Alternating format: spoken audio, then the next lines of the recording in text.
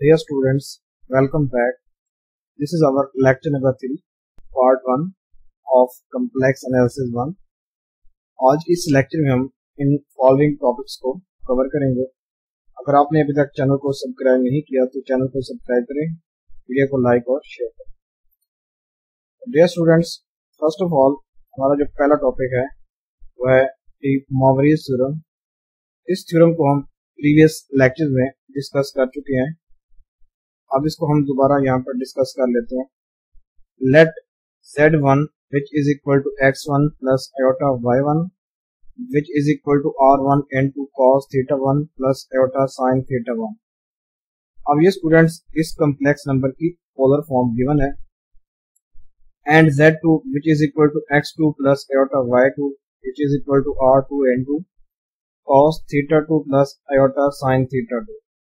Then we have already shows that हम students previous lecture में इन results को show कर चुके हैं कि z1 डॉट z2 ये किसके इक्वल होता है r1 r2 n2 cos theta 1 plus theta 2 plus iota sin n2 theta 1 plus theta 2 and z1 over z2 ये किसके इक्वल होता है students r1 over r2 n2 cos of theta 1 minus theta 2 plus iota sign n2 theta 1 minus theta 2।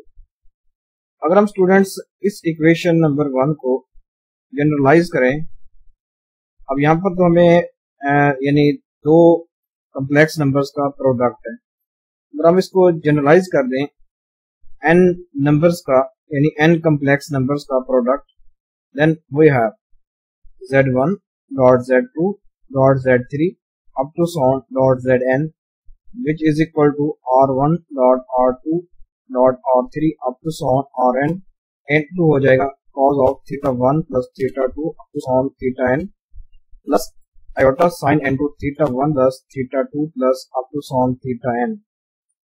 अब ये हमारे पास students जो ये result आया है इसको हमने जनरलाइज किया है यानी n कम्प्लेक्स नंबर्स तक। इफ अगर हम students z1 which is equal to z2 which is equal to z3 up to so on which is equal to zn, अगर हम इन सब टर्म्स को इक्वल रख लें z के, देन अब ये टर्म जो ये रिजल्ट है अब ये किस में कन्वर्ट हो जाएगा स्टूडेंट्स, ये zn बन जाएगा। यानी ये जो स्टूडेंट्स मुकम्मल लेफ्ट हैंड साइड है z1 up to so on zn तक, इनका जो प्रोडक्ट होगा स्टूडेंट्स वो zn बन जाएगा। और इन r का यानी जो r1 r2 r3 r4 up to rn, इनका जो स्टूडेंट्स प्रोडक्ट होगा वो क्या होगा rn होगा। और जो theta 1 plus theta 2 up to on, इनका जो स्टूडेंट सम होगा वो क्या होगा n थीटा हो जाएगा। इस तरह theta 1 plus theta 2 up to on theta n, इनका भी सम क्या हो जाएगा n थीटा हो जाएगा। तो अगर हम स्टूडेंट्स इसको इस फॉर्म में लिखें यानी z की power n which is equal to r n2 cos theta plus iota sine theta, ये स्टूडेंट्स z की पोलर फॉर्म है यानी कम्प्लेक्स नंबर की पोलर फॉर्म। अब इसकी पावर n ये किसके इक्वल हो जाएगा r की पावर n, यानी टोटल क्या बन जाएगा स्टूडेंट्स r की पावर n बन जाएगा। और ये बन जाएगा result students cos n theta plus iota sine n theta. अगर हम इस स्टूडेंट्स लेफ्ट हैंड साइड को यानी एक्सपेंड करें तो क्या आता है r की पावर n n2 क्या आता है cos theta plus iota sine theta की power n which is equal to r की power n n2 cos n theta plus iota sine n theta. तो ये rn से स्टूडेंट्स rn कैंसिल हो जाएगा। सिंपल हमारे पास क्या आ जाएगा cos theta plus iota sine theta की power n which is equal to cos n theta plus iota sine n theta. तो इस रिजल्ट को स्टूडेंट्स हम क्या कहते हैं डी मोवरीज थ्योरम। इसको हमने स्टूडेंट्स प्रीवियस लेक्चर में भी डिस्कस किया था। अब यहाँ पर एक और चीज थी स्टूडेंट्स, ये दोनों रिजल्ट्स z1 डॉट z2 किसके इक्वल होता है और z1 ओवर z2 किसके इक्वल होता है, इनको हम दोबारा देख लेते हैं। यहाँ पर हमने सपोज किया है कि z1 ये पोलर फॉर्म में गिवन है एंड z2 ये भी पोलर फॉर्म में गिवन है। We want to prove z1 dot z2 which is equal to r1 dot r2 n2 cos theta 1 plus theta 2 plus iota sin n2 theta 1 plus theta 2। ये students जो ये result है ये हमें किसी दो कम्प्लेक्स नंबर्स के लिए गिवन है तो हम इसको जनरलाइज कर सकते हैं n यानी कम्प्लेक्स नंबर तक। जैसे कि हमने यहाँ पर इसको यहाँ पर जनरलाइज किया था तो हम इसको जनरलाइज भी कर सकते हैं। अगर ये किसी दो कम्प्लेक्स नंबर्स के लिए ट्रू होता है देन ये n कम्प्लेक्स नंबर्स के लिए भी क्या होगा, ट्रू होगा। तो देखें अब इसको प्रूफ कैसे करते थे। यहाँ पर हमने स्टूडेंट्स z1 डॉट z2 को मल्टीप्लाई किया, यानी इस लेफ्ट हैंड साइड को यूज करेंगे और इसको प्रूफ करेंगे राइट हैंड साइड की इक्वल। तो देखें यहाँ पर ये हमने z1 की वैल्यू पुट की है और यहाँ पर z2 की वैल्यू पुट की है। अब देखें ये r1 r2 तो वैसे आ जाएगा, n2 आ जाएगा students cos theta 1 plus iota sine theta 1 dot cos theta 2 plus iota sine theta. अब इन दोनों टर्म्स को मल्टीप्लाई करें तो क्या आता है, cos theta 1 dot cos theta 2 plus iota sine theta 2 cos theta 1 plus iota sine theta 1 cos theta 2 plus iota square sine theta 1 sign theta 2। ये student हमने इन दोनों को मल्टीप्लाई किया। जैसे कि अगर मैं इन दोनों को मल्टीप्लाई करना चाहता हूँ तो मैं ऐसे भी कर सकता हूँ कि cos थीटा 1 को इन दोनों टर्म से मल्टीप्लाई कर दें, फिर प्लस डाल के इस आयोटा साइन थीटा 1 को इन दोनों टर्म से मल्टीप्लाई करें, तब भी हमारे पास यही रिजल्ट आएगा। अब इसको सॉल्व करें तो क्या आता है, cos थीटा 1 cos थीटा 2 और यहाँ पर आयोटा स्क्वायर था तो इसका रिजल्ट क्या आता है -1, तो ये यहाँ पर माइनस आ जाएगा।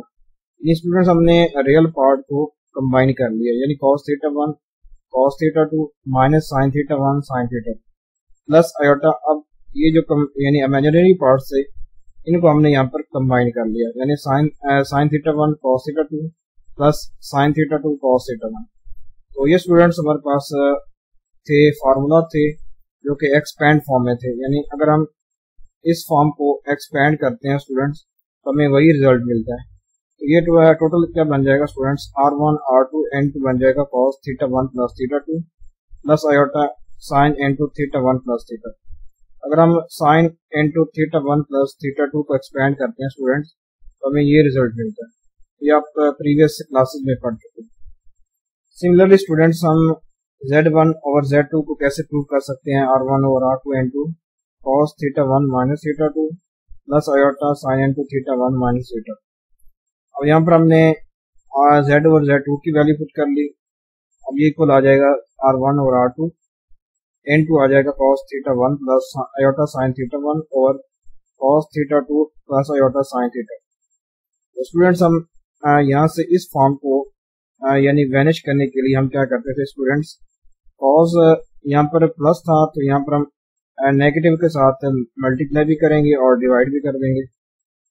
तो ये स्टूडेंट जो नीचे वाली टर्म है स्टूडेंट्स ये क्या हो जाएगी, वैनिश हो जाएगी। तो अब इसको मजीद अगर आप सॉल्व करें तो क्या आता है, z1 over z2 which is equal to r1 over r2 n2 आ जाएगा ये cos theta 1 plus iota sine theta 1 n2 आ जाएगा cos theta 2 minus iota sine theta 2।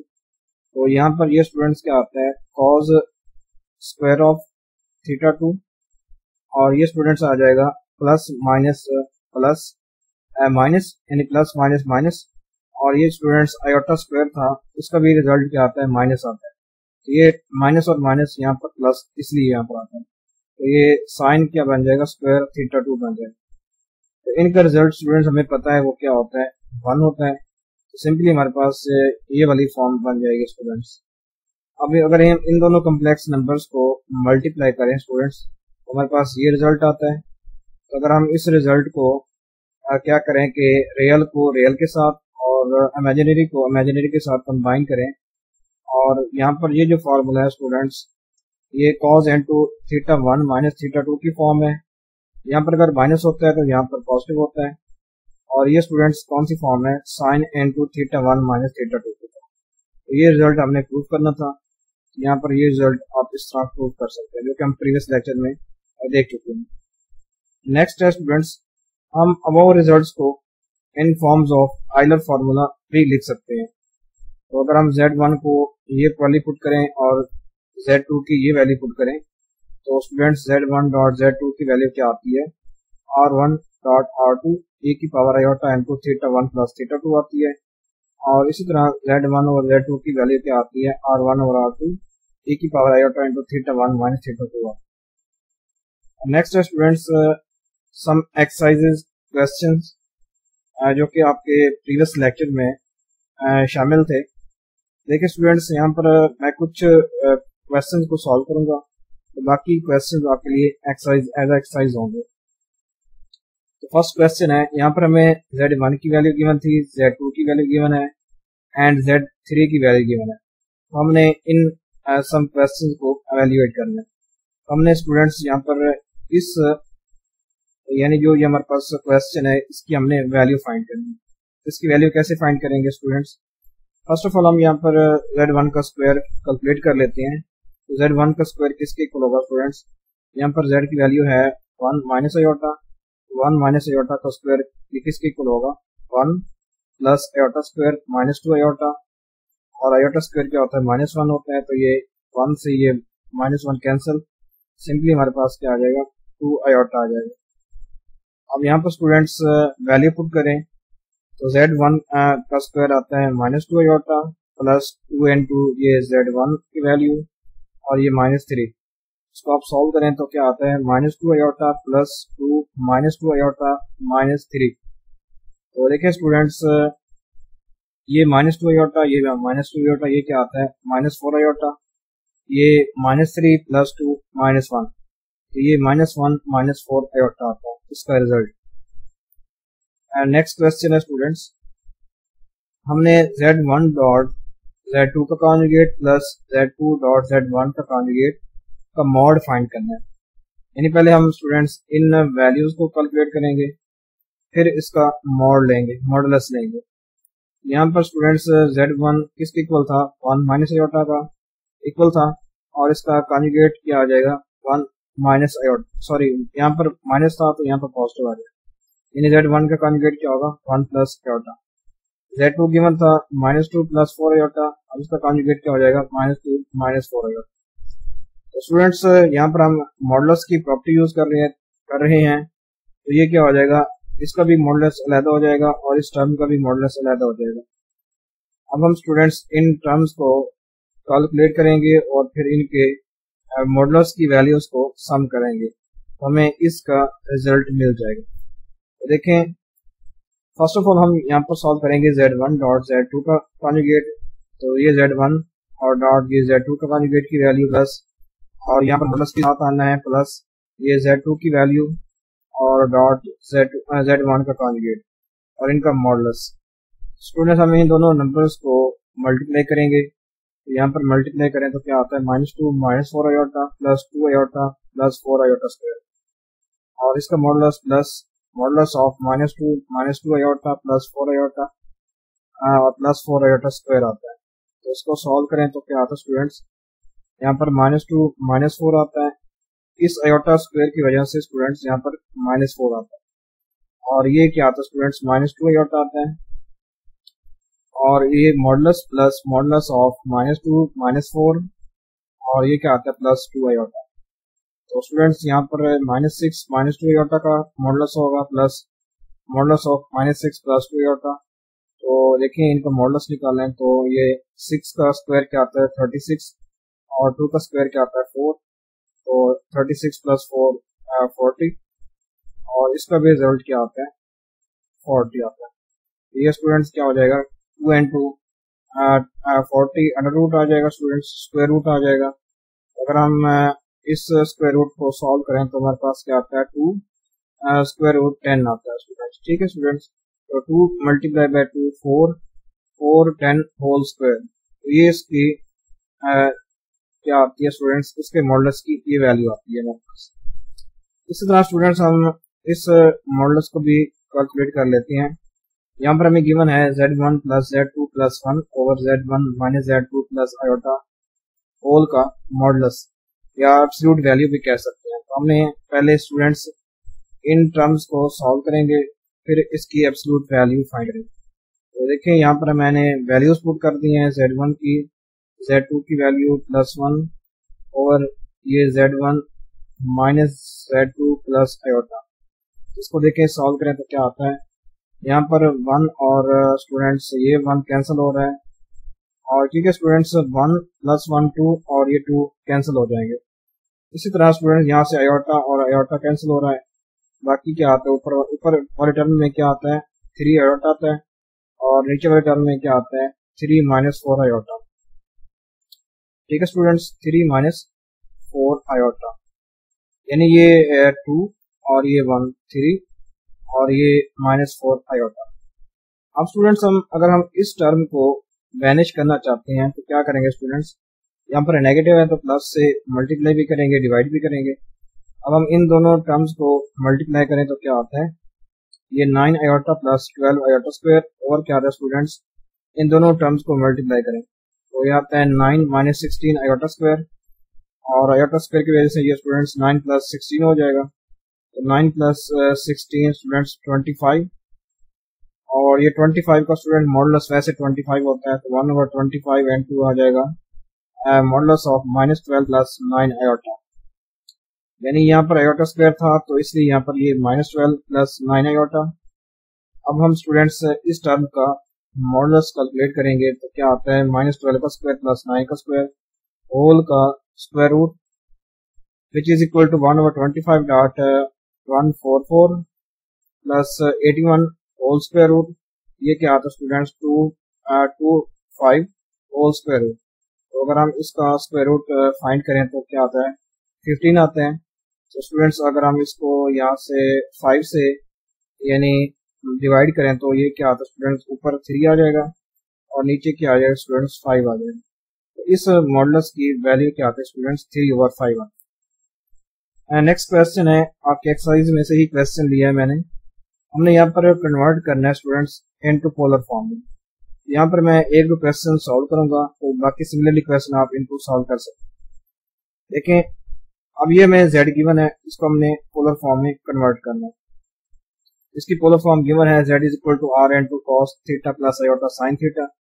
यहाँ से हमने r भी फाइंड करना है और थीटा भी फाइंड करना है।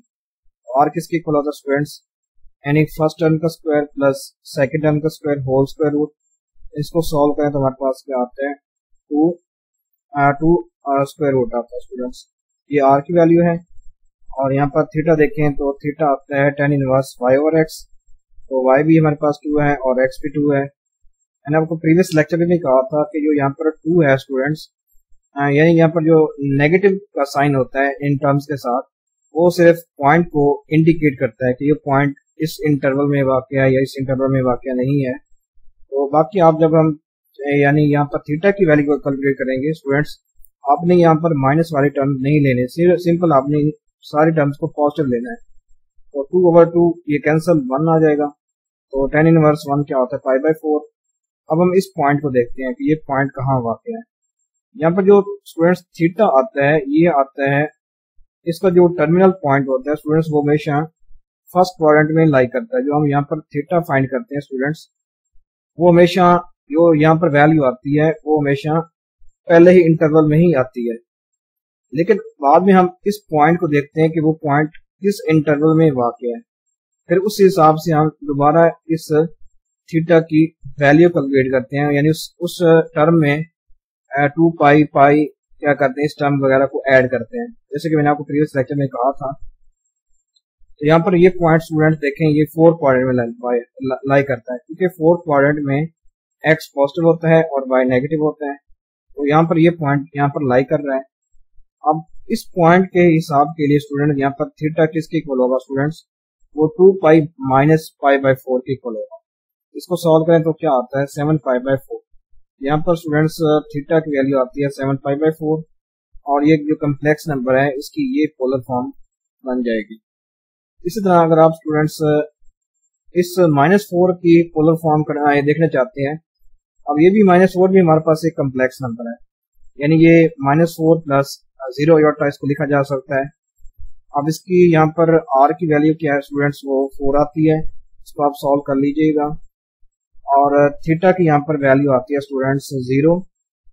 लेकिन अब हमने इस पॉइंट को चेक करना है, ये पॉइंट किस इंटरवल या किस क्वाड्रेंट में लाई कर रहा है। तो ये -4 प्लस 0 आयोटा, तो पहली टर्म जो सेकंड क्वाड्रेंट में स्टूडेंट्स देखें यहाँ पर, यहाँ पर जो स्टूडेंट्स x होता है वो नेगेटिव होता है और जो y होता है वो पॉजिटिव होता है। ये हमारे पास x नेगेटिव y पॉजिटिव, तो ये पॉइंट स्टूडेंट सेकंड क्वाड्रेंट में लाई करता है। तो सेकंड क्वाड्रेंट में आपको बताया था जो थीटा होता है वो पाई माइनस थीटा के इक्वल होता है। तो थीटा यहाँ पर 0 है, तो ये क्या हो जाएगा, सिंपली पाई हो जाएगा। तो यहाँ पर थीटा की वैल्यू क्या आती है, पाई आती है। तो इस पाई को आप इस पोलर फॉर्म में पुट करें तो z is equal to 4 into cos pi plus iota sine pi, इस कम्प्लेक्स नंबर की पोलर फॉर्म आती है। इस तरह ये क्वेश्चन है, show that 2 plus iota which is equal to 5 square root e की पावर आयोटा tan इनवर्स 1/2। तो हम स्टूडेंट्स इसकी लेफ्ट हैंड साइड को यूज करेंगे और इसको राइट हैंड साइड के प्रूफ कर देंगे। तो अब स्टूडेंट्स किसी भी कॉम्प्लेक्स नंबर की पोलर फॉर्म क्या होती है, r cos theta plus iota sin theta की इक्वल होती है। अगर हम इसको यानी आयोटा फॉर्मूला की सूरत में लिखें तो z is equal to r e की पावर आयोटा थीटा की इक्वल आता है। यहाँ पर r किसकी इक्वल है, यहाँ पर स्टूडेंट्स वो 5 स्क्वायर रूट आता है। यहाँ पर इसको आप कैलकुलेट करें, जैसे कि यहाँ पर कैलकुलेट किया हुआ है, तो ये 5 स्क्वायर रूट आता है और 10 यानी थीटा किसके इक्वल आता है, tan इनवर्स 1/2।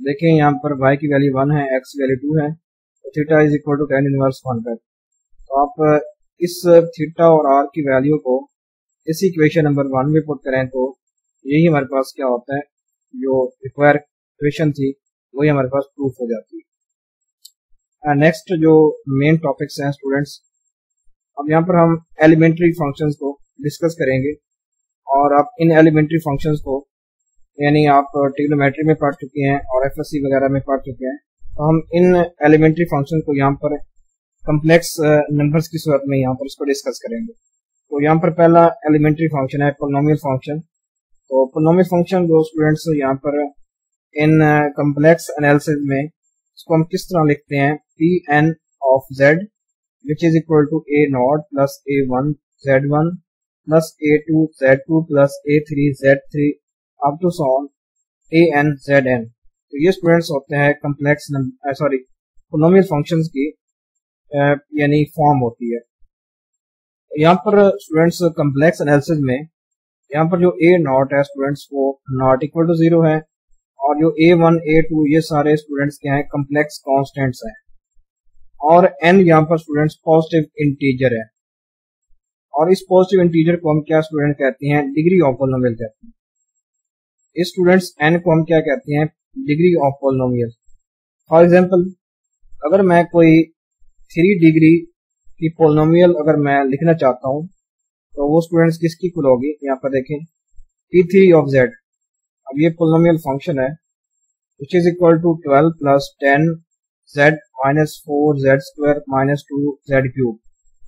अब देखिए स्टूडेंट्स यहाँ पर a नॉट ये 12 है और यहाँ पर a1 स्टूडेंट्स कौन सा है, 10 है और जो a2 है स्टूडेंट्स वो माइनस 4 है और यहाँ पर a3 स्टूडेंट्स कौन सा है, माइनस 2 है।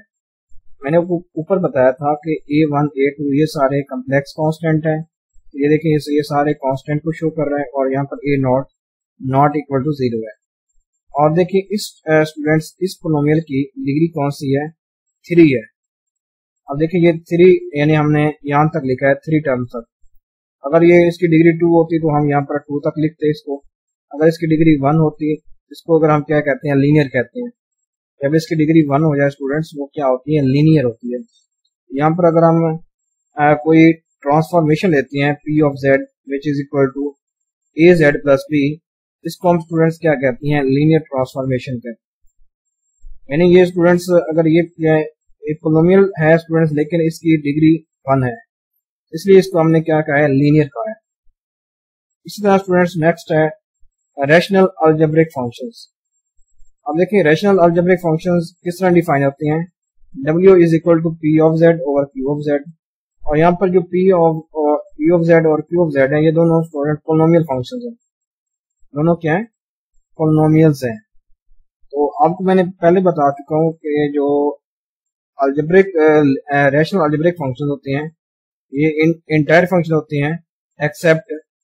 अब ये जो q ऑफ z होता है अगर हम इसको रखते हैं स्टूडेंट 0 की को रखते हैं और इसको सॉल्व करते हैं जिस टर्म में ये गिवन होगा तो सिर्फ उन टर्म्स पर वो फंक्शन डिफरेंशिएबल नहीं होता, बाकी तमाम टर्म्स पर वो डिफरेंशिएबल होता है। इन चीज़ों को आप नेक्स्ट लेक्चर्स में पढ़ेंगे इन रैशनल फंक्शन के बारे में। अब sometime W is called rational transformation. तो स्पेशल केस में हम W को क्या कहते हैं, एक रैशनल ट्रांसफॉर्मेशन कहते हैं।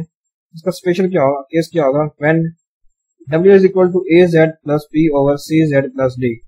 अब ये दोनों लीनियर है स्टूडेंट्स, ये P ऑफ Z भी लीनियर है और Q ऑफ Z भी लीनियर है। और यहाँ पर जो हमने ये फंक्शन डिफाइन किया है, इसको स्टूडेंट हम क्या कहते हैं, बाइलिनियर कहते हैं, या इसको फ्रैक्शनल लीनियर फंक्शन ट्रांसफॉर्मेशन भी कहते हैं। ठीक है स्टूडेंट्स। और यहाँ पर जो ये प्रोडक्ट है यानी AD माइनस BC, ये नॉट इक्वल टू 0। अगर हम इस रैशनल फंक्शन को मजीद सॉल्व करना चाहें तो हम क्या करते थे स्टूडेंट्स, इस टर्म को मल्टीप्लाई करते थे। यहाँ पर ये नेगेटिव है, पॉजिटिव है, तो नेगेटिव से मल्टीप्लाई भी करते थे और डिवाइड भी करते थे। जब हम इसको मल्टीप्लाई और डिवाइड करते हैं स्टूडेंट्स, तो इस तरह का एक टर्म यहाँ पर आती है और ये टर्म हमेशा नॉन इक्वल टू 0। तो ये थोड़ा सा बेसिक आपको आइडिया था इन रैशनल अलजेब्रिक फंक्शंस का। नेक्स्ट आइडिया है स्टूडेंट्स एक्सपोनेंशियल फंक्शंस का। द कम्प्लेक्स एक्सपोनेंशियल फंक्शन ए की पावर z। अब जो e की पावर z है स्टूडेंट्स, इसको हम क्या कहते हैं, एक्सपोनेंशियल फंक्शन कहते हैं। और ये इम्पोर्टेंट रोल प्ले करता है इन एनालिटिक फंक्शंस। तो एनालिटिक फंक्शंस को स्टूडेंट्स आप नेक्स्ट चैप्टर्स में पढ़ेंगे।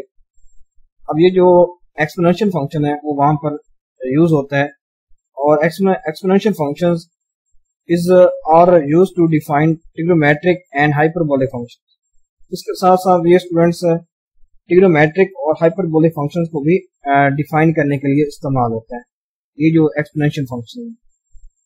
देखें, if z is equal to x plus iota y हो, देन a की पावर z की किसके इक्वल होगा स्टूडेंट्स, a की power x plus iota y।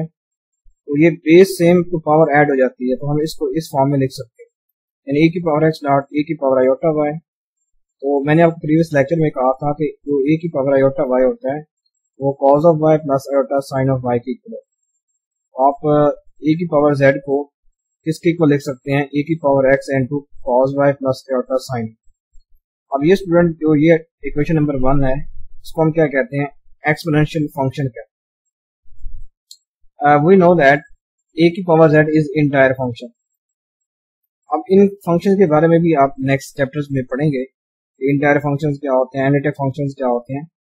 अब यहाँ पर एक बात है कि a की पावर z ये एक इंटायर फंक्शन, अगर हम इसका डेरिवेटिव लेते हैं तो वही हमें a की पावर z मिलता है। सो अब इसके अगर हम पोलर कंपोनेंट्स फाइंड करना चाहें तो a की पावर z का जो स्टूडेंट्स मॉडुलस होगा वो हमेशा a की पावर x आता है, क्योंकि cos y plus iota sign y अगर हम इसका मॉडुलस लेते हैं तो हमें रिजल्ट 1 आता है। तो मीन इस होल टर्म का स्टूडेंट्स मॉडुलस किसके इक्वल आता है, a की पावर x के इक्वल। तो इसका मॉडुलस स्टूडेंट्स a की पावर x है, और आर्गुमेंट जो a की पावर z का होगा स्टूडेंट्स वो किसके इक्वल होगा, y प्लस 2k पाई।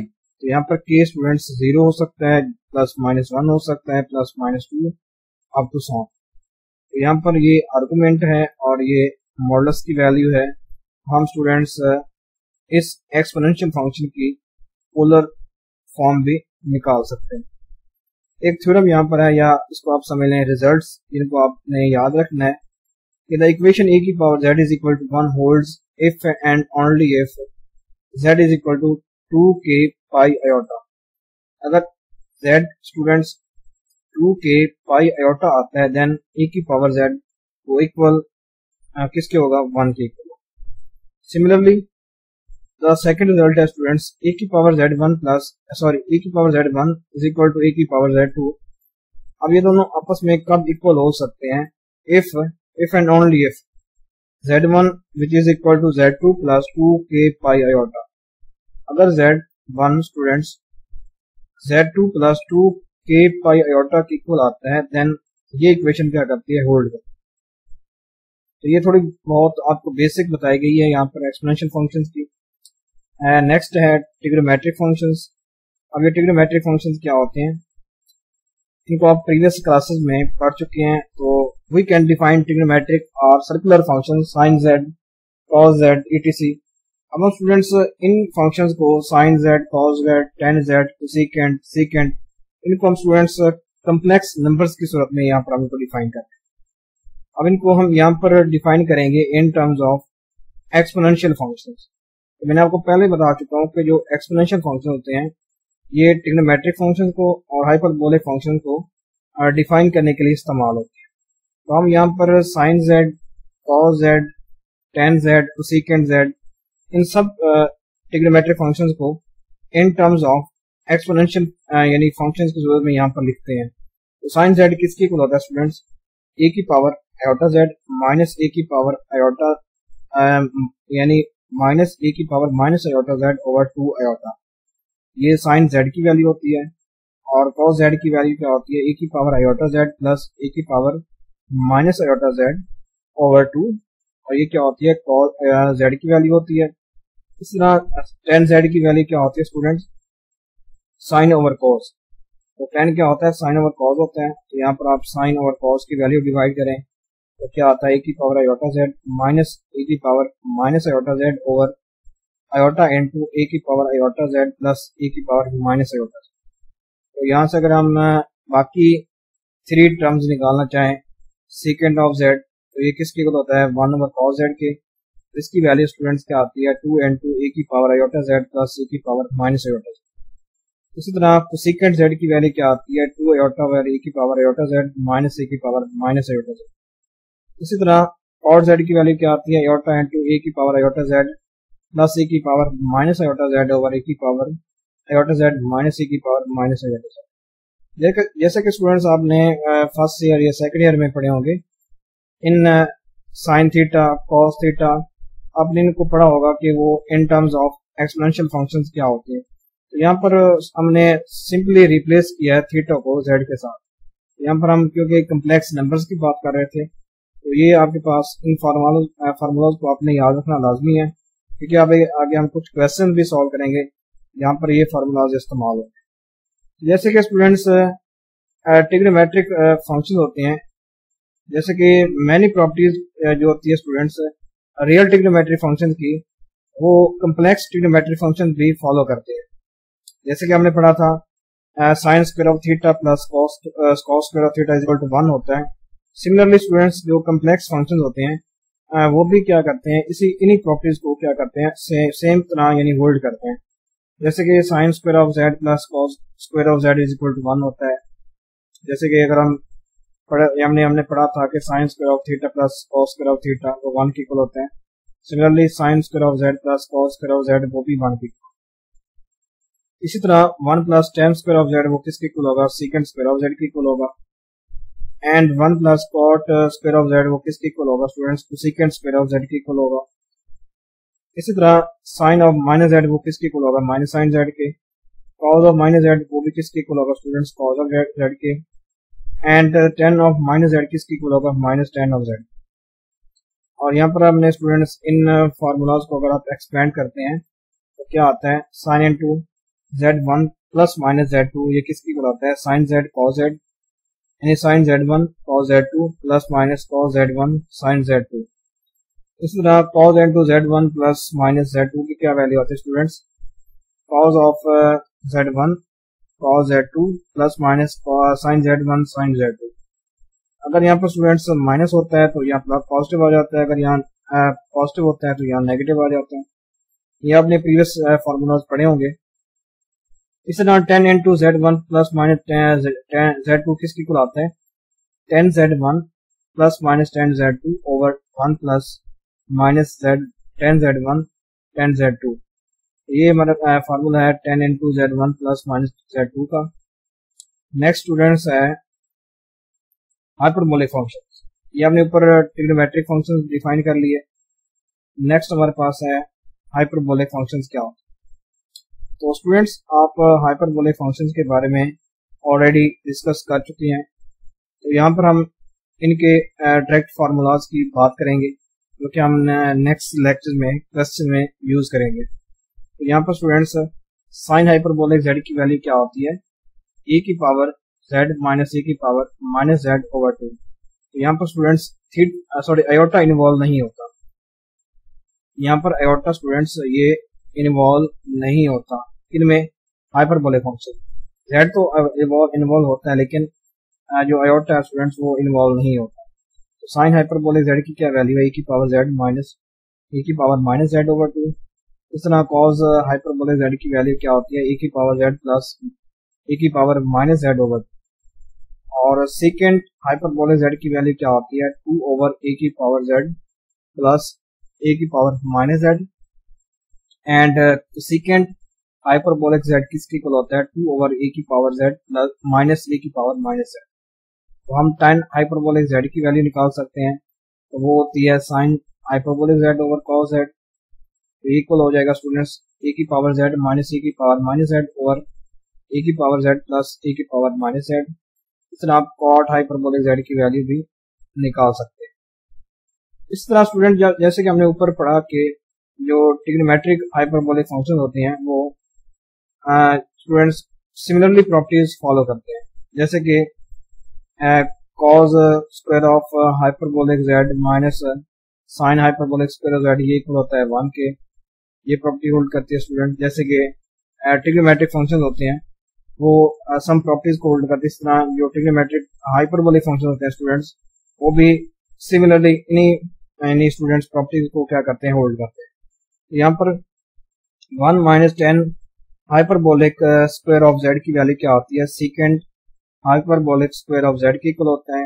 इसी तरह cot hyperbolic square of z minus 1 किसके इक्वल होता है, तो sec hyperbolic square of z की। और sine hyperbolic into minus z ये क्या करता है स्टूडेंट्स, ये यहाँ पर माइनस 12 आ जाएगी। इस तरह अगर हम cos hyperbolic of minus z को कैलकुलेट करें तो क्या आता है, कॉस हाइपरबोलिक ऑफ z आता है। और 10 हाइपरबोलिक ऑफ माइनस z क्या होता है, minus tan hyperbolic of z की। सिमिलरली आप इन फार्मूलाज को भी कैलकुलेट कर सकते हैं, जैसे कि हमने यहाँ पर ये रिजल्ट डिफाइन किए हैं। सिमिलरली ये रिजल्ट भी होल्ड करते हैं। तो एक और स्टूडेंट्स यहाँ पर लास्ट में है कि relation between trigonometric and hyperbolic function. अब स्टूडेंट्स ट्रिग्नोमेट्रिक और हाइपरबोलिक फंक्शन में क्या रिलेशन है, इस रिलेशन को हम स्टूडेंट्स इन आप कह लें फार्मूलाज से हम क्या करते हैं, शो करते हैं। तो उसका पहला फार्मूला है स्टूडेंट्स साइन आयोटा z ये इक्वल होता है आयोटा साइन हाइपरबोलिक z के इक्वल होता है। इसी तरह स्टूडेंट्स कॉस आयोटा z के किसके इक्वल होता है, कॉस हाइपरबोलिक z के इक्वल। यानी हम स्टूडेंट्स हाइपरबोलिक और ट्रिग्नोमेट्रिक फंक्शंस को यहाँ पर क्या कर रहे हैं, इनके दरमियान रिलेशन पैदा कर रहे हैं। तो इनके दरमियान ये रिलेशन होती है। इस तरह 10 आयोटा z किसके इक्वल होता है, आयोटा tan हाइपरबोलिक z के इक्वल होता है। और साइन हाइपरबोलिक आयोटा z किसके इक्वल होता है, आयोटा साइन z के इक्वल होता है। और कॉस हाइपरबोलिक आयोटा z किसके इक्वल होता है, कॉस z के। tan हाइपरबोलिक आयोटा z किसके इक्वल होता है, आयोटा tan z। तो स्टूडेंट्स आपने यहाँ पर हमने जो भी फार्मूलाज यहाँ पर डिफाइन किए हैं आपने इनको याद रखना है, ताकि हम आगे जो भी क्वेश्चन सॉल्व करें उनमें इन फार्मूलाज को इस्तेमाल कर सकें। आज के लेक्चर के लिए इतना ही काफ़ी है। तो नेक्स्ट लेक्चर में हम रिमेनिंग पार्ट्स को सॉल्व करेंगे। तो thanks for watching this video. अगर आपको वीडियो अच्छी लगी हो तो चैनल को सब्सक्राइब करें, वीडियो को लाइक और शेयर।